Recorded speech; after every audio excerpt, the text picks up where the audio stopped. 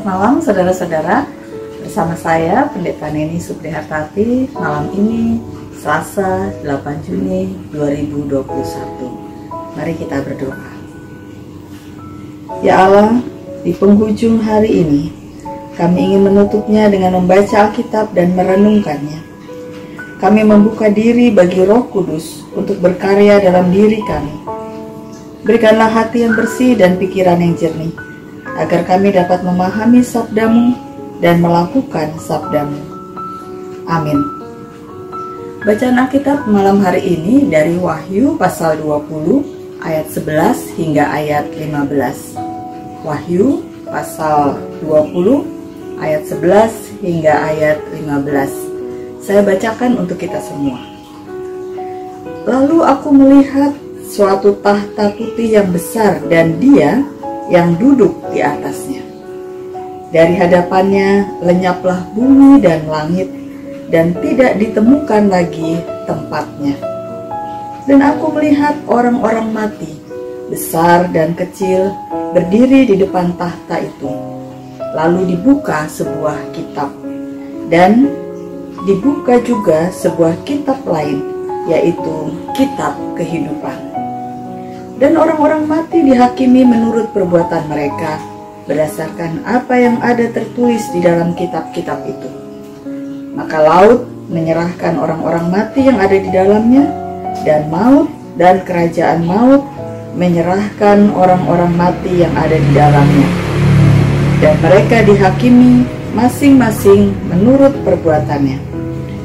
Lalu maut dan kerajaan maut itu dilemparkanlah ke dalam laut api. Itulah kematian yang kedua, lautan api. Dan setiap orang yang tidak ditemukan namanya tertulis di dalam kitab kehidupan itu, ia dilemparkan ke dalam lautan api itu.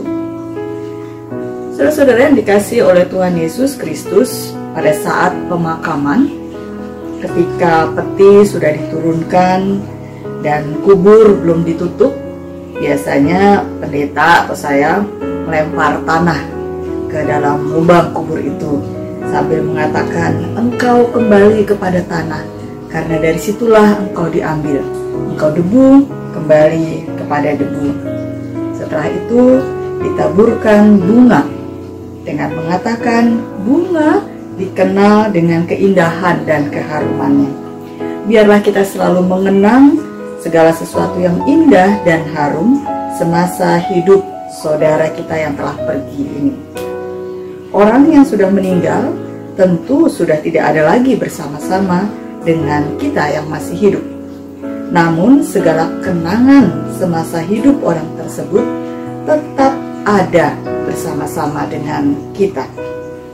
Bukankah pepatah mengatakan, gajah mati meninggalkan gading, harimau mati meninggalkan belang, dan manusia mati meninggalkan nama atau kenangan. Pernahkah saudara-saudara memikirkan kenangan apa yang akan saudara tinggalkan saat kita dipanggil oleh Tuhan? Apakah kenangan sebagai pribadi menjadi berkat bagi banyak orang? Dikenang karena keteguhan dan kesetiaan kita melayani Tuhan? Atau malah sebaliknya, kita meninggalkan dunia ini dengan kenangan yang tidak baik, menjadi bahan cemoohan orang atau pergunjingan karena selama hidup di dunia kita dikenal sebagai orang yang berlaku jahat. Wahyu pasal 20 ayat 12 mengatakan, dan aku melihat orang-orang mati, besar dan kecil, berdiri di depan tahta itu. Lalu dibuka sebuah kitab, dan dibuka juga sebuah kitab lain, yaitu kitab kehidupan, dan orang-orang mati dihakimi menurut perbuatan mereka berdasarkan apa yang tertulis di dalam kitab-kitab itu. Apa saja yang kita kerjakan dan buah yang kita hasilkan selama hidup kita di dunia ini akan dipertanggungjawabkan di hadapannya. Di depan pengadilannya, Tuhan Yesus menilai manusia bukan karena kaya atau miskin, terkenal atau populer, berjabatan tinggi, atau menjadi orang yang paling disegani dan dihormati. Yang dicatat Tuhan dalam buku atau kitab kehidupan adalah perbuatan manusia selama ia hidup. Semua ketaatannya menjalankan firman Tuhan. Ayat 15 mengatakan, dan setiap orang yang tidak ditemukan namanya tertulis di dalam kitab kehidupan itu, ia dilemparkan ke dalam lautan api. Bukan hanya catatan dalam kitab kehidupan, tapi ada kemungkinan nama juga tidak ditemukan dalam kitab tersebut. Saudara-saudara yang dikasihi oleh Tuhan, kitab Wahyu memang kitab yang cukup sulit untuk dipahami, bahkan cukup menegangkan untuk dibaca dan didengar. Namun melalui wahyu kepada Yohanes ini, Tuhan hendak menyampaikan kepada manusia agar memikirkan dan menyiapkan diri. Kenangan apa yang hendak ditinggalkan saat meninggalkan dunia ini?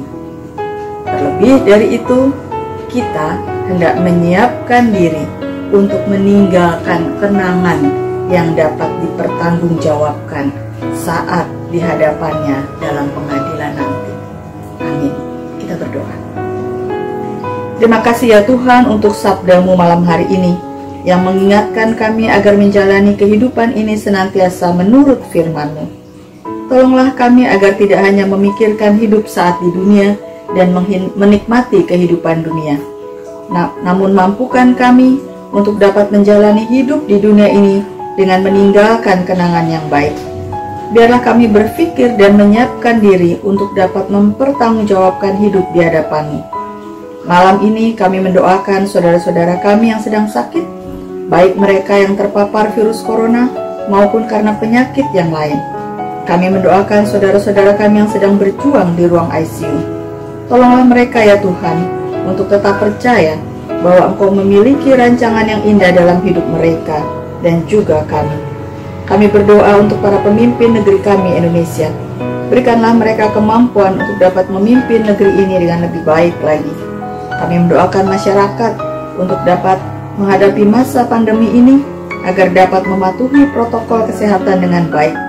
Kami berdoa dan terus memohon agar masa pandemi ini segera berakhir. Inilah doa kami malam hari ini yang kami panjatkan dalam pengasihan-Mu, Tuhan kami, Yesus Kristus. Amin. Selamat malam saudara-saudara, selamat beristirahat. Tuhan menjaga kita semua.